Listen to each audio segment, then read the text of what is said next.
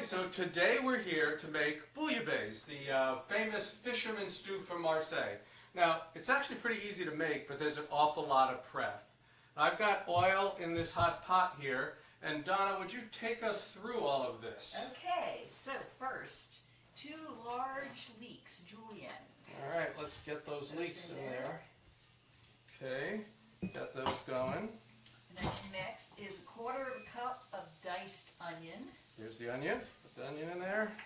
Then 3/4 pound of plum tomatoes, peeled, seeded, and diced. There we go. Peeled, Okay. seeded, and diced.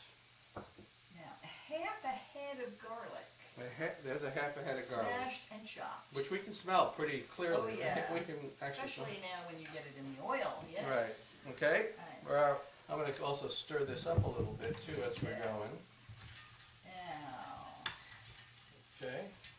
next is a 1/2 cup of diced fresh fennel. Diced fresh fennel in the pot. Right, an ounce of tomato paste. Ounce of tomato paste in the pot. This is the easy part, right? I mean, you should have seen me prepping all this stuff and get it all ready, but it's easy now. Okay, got it. Okay, a large pinch of celery seed. Large pinch celery seed in. 2 large bay leaves, and then this is kind of interesting because it's ground up. Yeah, I use the Yeah. spice grinder, which is the coffee grinder thing. Okay? A zest from a small orange, smallish orange. Oh yeah, I mean it's an orange. Okay, zest of an orange. A 1/4 cup chopped parsley. 1/4 cup chopped parsley coming in. Yeah, he started a long time ago chopping this stuff. Yeah. Okay. Okay, 1/2 tablespoon of coarse ground black pepper. Coarse ground black pepper. 1/2 tablespoon. Here we go. 3/4 of an ounce of salt. Kosher. Kosher salt. Right. And the thing that makes bouillabaisse, about a teaspoon plus of saffron. Yeah, and it's the thread. So you weigh them, you measure the threads. Okay, and you can see what they look like. And then when you put them in, you basically just kind of grind them with your hand. Yeah. Now, it's a lot of saffron, but then It's a big this pot is a big pot of stuff, and we got a lot of fish here. Yeah.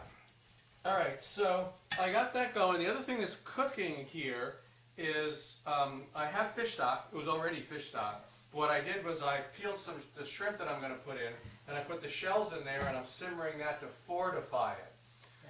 So there's a story about this particular dish in our household anyway. A very long time ago, like, I don't know, 1983, 1984, I was very unhappy about my weight, and I was traditionally, Paul always makes me a birthday dinner, and so he came up with this as a diet-friendly but really special birthday dinner, and I loved it. And the next year I was actually on a formal diet, so we had the bouillabaisse again, and for dessert there was a lovely mixed berries with Cointreau, and Weight Watchers folks would be very happy with that. But I like this so much that it's my birthday dinner every year. Yep, she won't let me make her anything else. All right. So anyway, I'm going to cook this until these get translucent. When the leeks get translucent, they're just about there, actually, really close. So what I have for the fish, I've got a pound of shrimp that I cleaned. I've got a pound of scallops that's sitting over here too.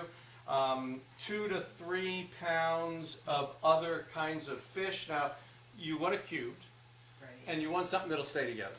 Yeah. Okay, so you want something like tuna, some swordfish, monkfish, tilapia, grouper, something that'll stay intact. You don't really want something that's going to fall apart like flounder. Right, yeah. That just kind of just dissolves. So you want something that's got a little firmness to it. I've got 3 dozen clams, and I've got 2 dozen mussels. All right, now this is actually ready to go. And so what I'm going to do is I'm going to phase the fish in. So the clams are going to go in first. And I'm going to let them go a few minutes. They actually take the longest to cook, to open up. And then subsequently, after a few minutes later, I'm going to put all the shrimp and the fish in, not the scallops, the shrimp and the fish. Then I'll do a few more minutes to cook that. I'll throw the scallops in for about a minute. I'll throw the mussels in, and then I'll strain this fish stock into it. I'll strain the shells out. So that's going to take a little bit of time. So Donna's going to sit here and watch as her birthday dinner takes form, and we'll come back later. We'll plate it, and we'll give it a try. All right, so went through all that phasing of the fish. Added the stock. You have to keep it boiling. You know, make sure it's high enough and keep it boiling vigorously. And then until the shellfish are all open. Once all of the clams and mussels open, you basically know you're done. So then we're going to plate it. I have bowls, warm bowls. What we do on the bottom of the bowl is dried bread rubbed with garlic. So this was just dried out in the oven. Yeah. Put it in a low oven for as long as it took to turn it stale. That's basically, you want stale bread. If you have stale bread, that's great too. Rub it with the garlic, and that is the base. And the reason you dry it out is because then it soaks up all that stuff. All right, let's dish some of this out here. Let me see, got a thing here. So let's grab some of the fish, got fish here, and veggies. Let me put that in there. There's a clam that snuck in there too. All right, I got some shrimp. I got some tuna. We got some swordfish. Got a little scallop in there. Make sure we get some broth and lots of those good veggies. And then on the top, we've got some of that shellfish. All right. So here's a nice plate full. I'm gonna give that a try. All right, I'm gonna try a little scallop here. Yeah, and I think I will take a little bit of fish. Yeah. Here's some tuna. All right, so it's cooked. It's you're getting this wonderful blend of flavors. You got the scallops, you got the clam flavor, the saffron. It's really, because it's all those aromatics, really. It's not a lot of spices. It's mostly the aromatics, the garlic, the leeks, the onion, and that with the fish flavor. And the fish stock gives it some more depth, too, also. There's nothing sacred about exactly what fish goes in. Oh, hell no. Yeah. This is like a bunch of stews around the world that, fishmongers made out of whatever was left over that they didn't sell. Right.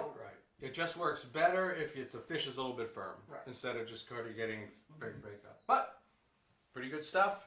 Yeah. Healthy and delicious. Yes. And now I'm ready to celebrate my birthday. Okay, so happy birthday, Donna. We're going to go and eat, and we'll see you next time.